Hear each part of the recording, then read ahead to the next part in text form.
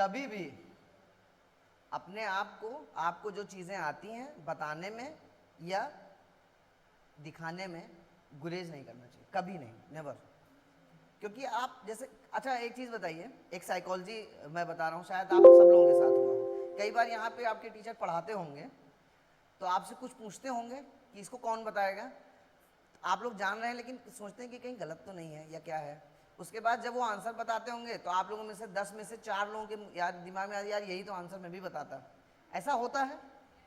इसीलिए इसमें हेजिटेट कभी ना करिए कि आपको जो चीज़ें आती हैं अगर आपसे पूछा जा रहा है तो आप बता दें, ठीक।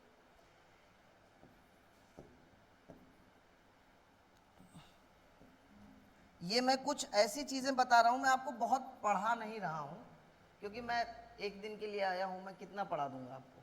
लेकिन हो सकता है कि जो चीज़ें मैं बता रहा हूँ अगर आप इसको 50% भी फॉलो कर ले जाएंगे ना तो 50 to 60% रिजल्ट हो जाएगा, और अगर 100% फॉलो कर ले जाएंगे तो 100% हो जाएगा। एक चीज़ और है कि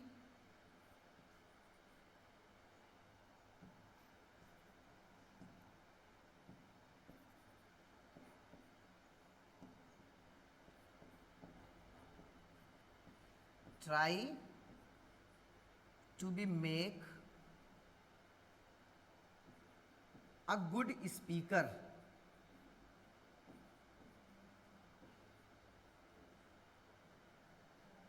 and a good listener also.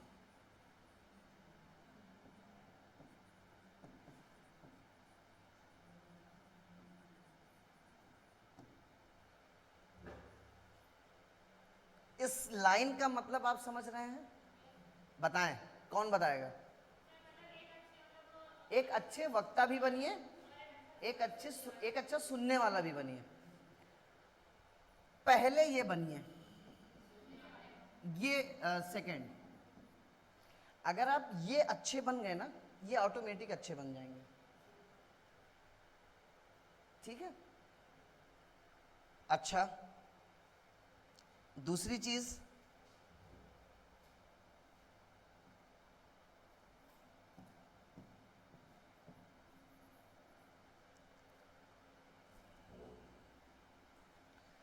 एक चीज और ध्यान रखिए कि अमूमन मैंने जो देखा है, मैं सिविल सर्वेंट की बात कर रहा हूँ जो सिविल सेवा में आना चाहते हैं। नीट में चूंकि ऑब्जेक्टिव टाइप क्वेश्चंस ही होते हैं, आपके लिए बस इतना कि आप प्रैक्टिस सेट बहुत लगाइए। क्वेश्चंस आपके सामने से जितने 1000, 2000, 4000, 10,000 निकल जाएंगे आंख के सामने से, उसमें से क्वेश्चन मिल जाएगा वहाँ पे और आप सही कर देंगे। बट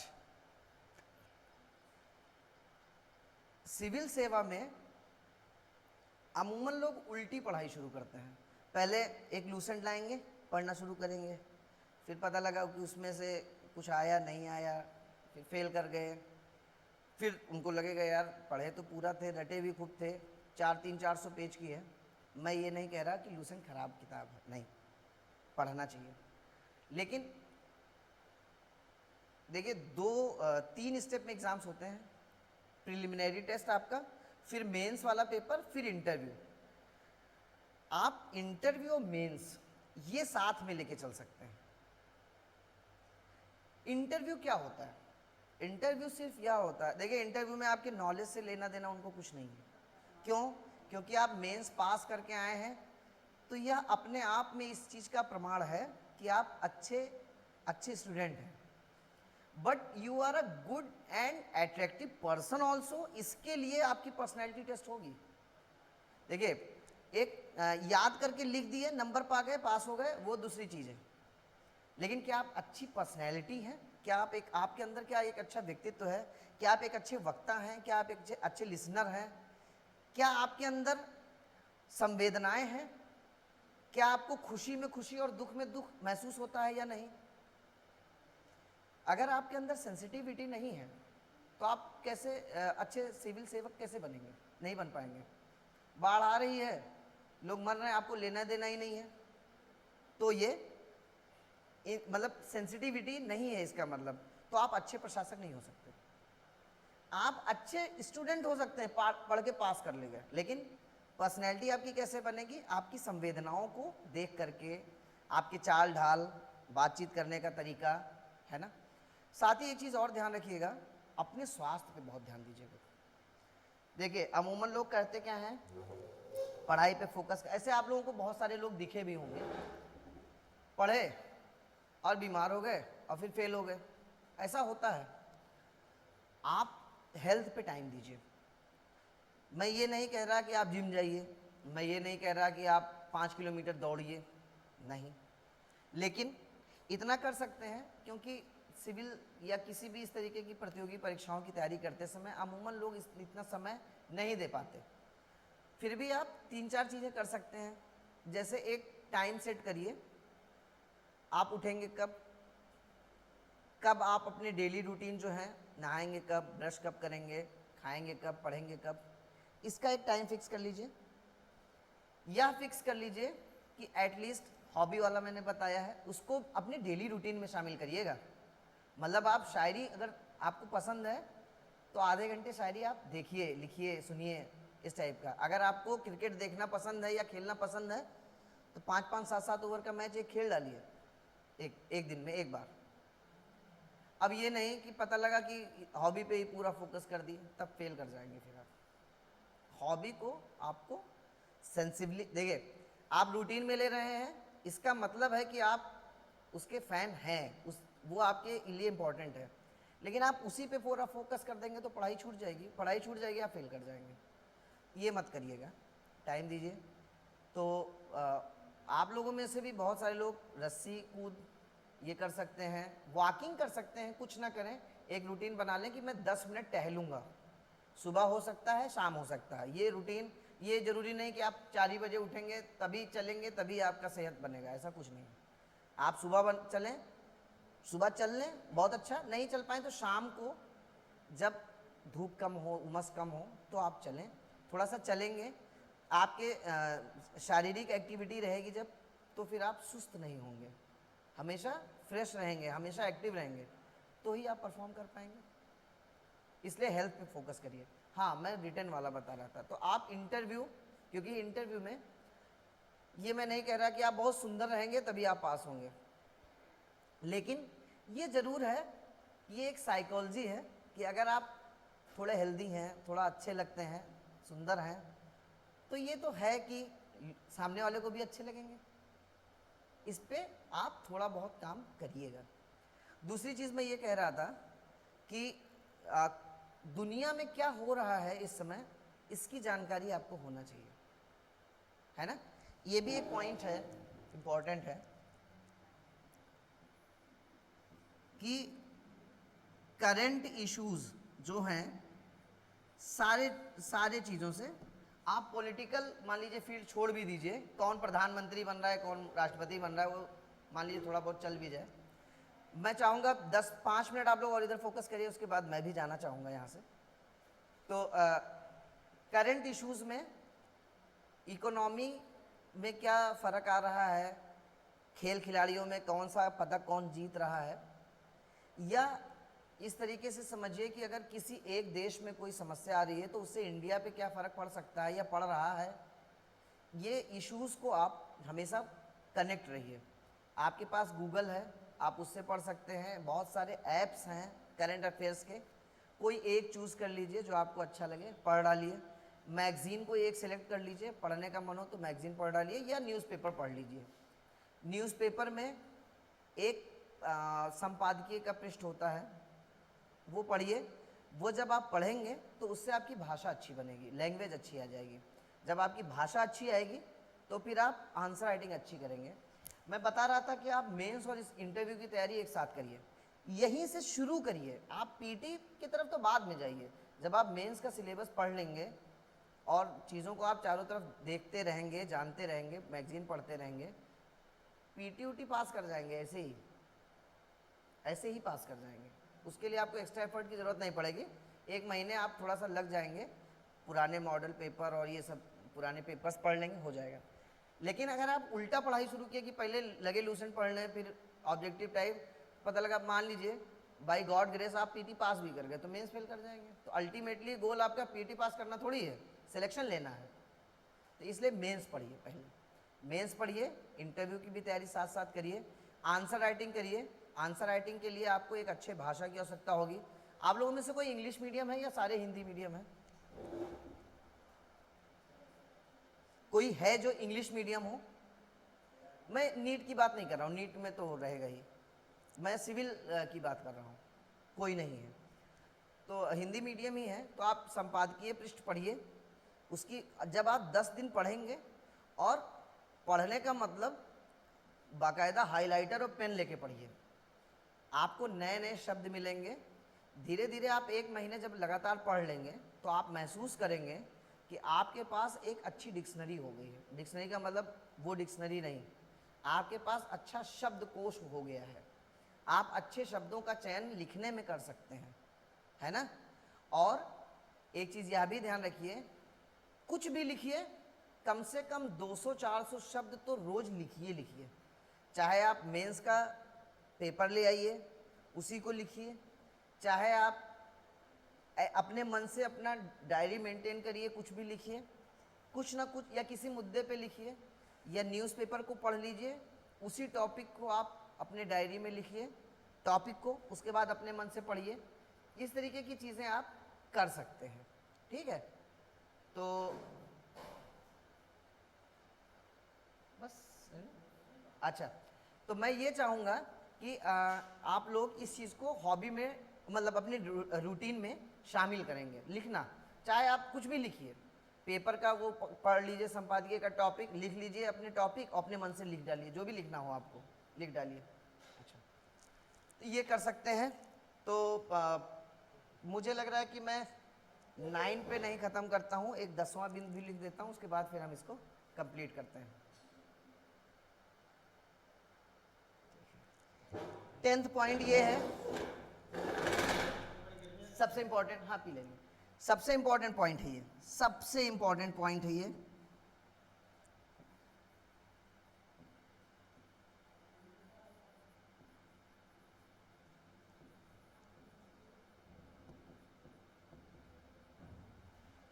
ऑलवेज बी पॉजिटिव, हमेशा, सदैव आप हमेशा खुश रहें, हमेशा प्रसन्न रहें, हमेशा पॉजिटिव रहें। अनावश्यक आवरण न ओढ़ें, बहुत चुप चुप गुमसुम बैठे हैं कि बहुत पढ़ रहे हैं, ऐसा कुछ नहीं है, है ना। अच्छे से आप पढ़ाई करिए और लाइफ को एंजॉय करिए, हमेशा पॉजिटिव रहिए, हमेशा अच्छा अच्छा ही होगा, हमेशा अच्छा अच्छा सोचिए। एक, आप लोग कभी यूट्यूब तो देखते होंगे आप लोग, सब लोग। एक मैं आपको वो दिए जा रहा हूँ, सॉरी, इसको लिंक में आप देखिएगा।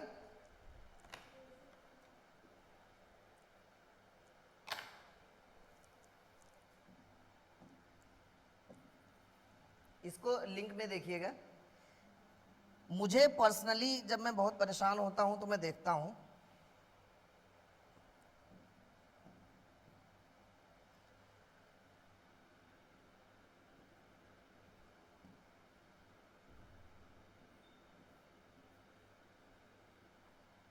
उबिएगा नहीं, शुरुआत के 2-4 मिनट हो सकता है आपको ना अच्छे आए, ना लगे, कंटिन्यू रखिएगा, अच्छा लगेगा आपको। द सीक्रेट, इसका नाम सुना है आप लोगों ने? किसी ने सुना है? सुना? क्या है, कुछ बताएंगे? रहस्य, रहस्य ये है, मूवी देखना किसको किसको पसंद है? हाथ उठा दें, हाथ उठाएं, किसको किसको फिल्म देखना पसंद है? मेरे ख्याल से सभी लोगों को पसंद होगा। एक मूवी आई थी शाहरुख खान की, ओम शांति ओम, और उसमें एक डायलॉग था बहुत फेमस कि अगर किसी चीज़ को आप पूरे शिद्दत से चाहते हैं तो सारी कायनात उसको मिलाने के लिए लग जाती है। इट्स 100% ट्रू, 101% यह बात सच है। जब आप ये 10 सीक्रेट देखेंगे तो इसमें देखेंगे, एक छोटी सी कहानी इसकी सुनाता हूँ। और इस आज की क्लास को मेरे ख्याल से आप लोगों ने खूब एंजॉय किया होगा इसको, मुझे जहाँ तक लग रहा है मैंने भी बहुत एंजॉय किया। मेरा बहुत मन करता है कि मैं आप लोगों से मिलता रहूं, मैं तो ऐसे ही मिलता रहता हूं, खूब मिलता हूं, बात करना मुझे बहुत पसंद है। और इसमें एक कहानी है छोटी सी, मैं बता दे रहा हूं। एक लड़का नई साइकिल लेके आता है, क्लास में आता है, नीचे साइकिल खड़ी करता है अपनी कोचिंग के लिए। नीचे जैसे आप में से कोई लेके आए, साइकिल नई लेके आया है, खड़ी कर दिया, क्लास पढ़ रहा है। फिर 2 मिनट बाद झांकी से जा करके देखता है कि साइकिल गायब तो नहीं हुई है, आ जाता है, बैठ जाता है। फिर 2 मिनट बाद जाता है, फिर देखता है, फिर आता है, बैठ जाता है। जब तीसरी बार जाता है ना, साइकिल गायब हो चुकी होती है। क्यों? क्योंकि जब किसी चीज़ को आप पूरे शिद्दत से चाहें तो पूरी कायनात उसको मिलाने के लिए लग जाती है ये जोक का पार्ट, बट इट्स ट्रू। आप इसीलिए मैंने ये 10th पॉइंट लिखा हुआ है, हमेशा आप पॉजिटिव सोचिए, है ना। इसमें और भी बहुत अच्छी अच्छी कहानियां हैं, आप लोग YouTube में देखिएगा। मैं चाहूंगा आप लोगों में से अगर कोई कुछ पूछना चाहता हो तो पूछ सकता है, उसके बाद से फिर मैं ये कोल्ड ड्रिंक खत्म करके यहां से जाना चाहूंगा। पूछिए कुछ, अगर आप लोगों को लगता है कोई प्रॉब्लम आड़े आ रही हो पढ़ाई लिखाई को लेकर के, या कोई ऐसी दिक्कत आपको मेंटली लग रही हो कि यार मज़ा नहीं आ रहा है, या देखिए मैंने सारी चीज़ें बता दी। अगर आप अच्छा लिख भी ले रहे हैं, अच्छा बोल भी ले रहे हैं, सुन भी ले रहे हैं, देख भी ले रहे हैं, एक्सप्रेस भी कर ले रहे हैं, तो अब इससे अच्छा क्या चाहिए फिर आपको, है कि नहीं। आ जाएगा ये आपको, और ये कंटिन्यू प्रोसेस है। आप एक छोटा सा एग्जांपल आपको देता हूँ। बॉलीवुड में अमिताभ बच्चन का जो कद है ना, वो किसी का नहीं है। क्यों? क्योंकि उनकी डायलॉग डिलीवरी जो है ना, वो बहुत अच्छी है। मतलब बलाघात एक शब्द होता है, हिंदी साहित्य आप लोगों में से किसी का है हिंदी? एक शब्द होता है बलाघात। बलाघात पढ़ा होगा या सुना होगा। बलाघात का मतलब यह है कि आप जब बोल रहे होते हैं तो किस शब्द पे आपको कितना बल लगाना है, ये आपके कम्युनिकेशन को स्ट्रॉन्ग और वीक बनाता है। आपको उस शब्द किस पे बल देना है, किस पे आहिस्ता से निकल जाना है, ये गुण आपके अंदर होना चाहिए। अगर आपके अंदर यह गुण है तो आप बहुत अच्छे वक्ता बनेंगे, और बहुत अच्छे वक्ता बनेंगे तो लोग आपकी प्रशंसा करेंगे, आपको पसंद करेंगे। ये टैलेंट अमिताभ बच्चन में कूट कूट कर भरा हुआ है। इसीलिए आप उनकी मूवीज़ देखिए, उसमें 2-4 मिनट का कोई एक ना एक ऐसा सीन रख देते हैं जिसमें वो अकेले बोलते हैं। जैसे बागबान वागबान में देखिए डैश वैश का सीन उन्होंने रखा है, या और भी ऐसी बहुत सारी फिल्में हैं।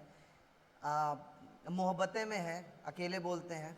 वो इसलिए क्योंकि उनकी डायलॉग डिलीवरी बहुत अच्छी है, बलाघात बहुत अच्छा है, शब्द का उच्चारण बहुत अच्छा है। तो यहीं पे ये सत्र समाप्त होता है। होपफुली आप लोगों ने एंजॉय किया होगा। मोबाइल यहाँ पे कोई लेके आया, लाए हैं?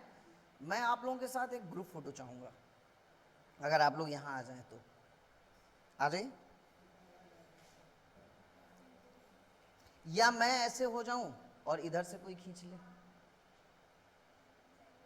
कोई एक लोग आ जाए, मैं लेके भी जाना चाहूँगा। मेरा फ़ोन उतना अच्छा नहीं है, किसी का फ़ोन जिसका बहुत अच्छा हो। हाँ बताएं। बुला लेते हैं, बुला लीजिए। हाँ, क्वेश्चन पेपर पैटर्न। देखिए सिलेबस आपको 2 तरीके से देखना है। एक तो यही देख लेना है कि जैसे 4 पेपर होते हैं कि 2 पेपर होते हैं कि एक ही पेपर होता है, या मेंस में 7 पेपर होते हैं या 6 पेपर होते हैं। भैया एक फ़ोटो हम लोगों की खींच दीजिए, या एक ही पेपर होता है, और एक होता है कि आपको इधर से खींच दीजिए ना हो तो, और फोटो खिंचा लेते हैं। आज ये भैया खींच दीजिएगा,